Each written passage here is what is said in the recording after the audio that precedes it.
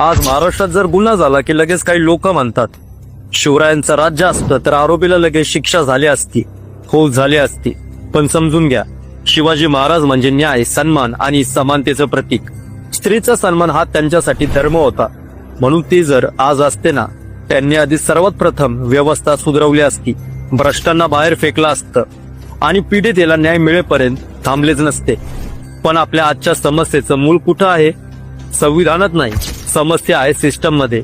System चालवणाऱ्या लोकात, धीमे, भ्रष्ट, राजकीय दबावातले. आणि यात एक मोठा दोष हा आपलाच आहे. कारण आपण मतदान करताना उमेदवार कसा आहे, त्याचं शिक्षण काय आहे, काम काय आहे हे पाहत नाही. आपण पाहतो त्याची जात, त्याचा धर्म, आणि तेच सर्वात धोकादायक आहे. हे बंद झालं नाही तर व्यवस्था कधीच बदलणार नाही.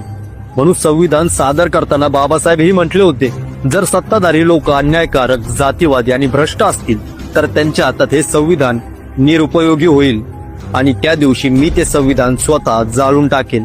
याचा अर्थ अगदी स्पष्ट आहे. दोष हा संविधानात नाही, दोष हा सिस्टम मध्ये आहे. दोष हा सिस्टम चालवणाऱ्यांचा आणि त्यांना निवडणाऱ्या आपला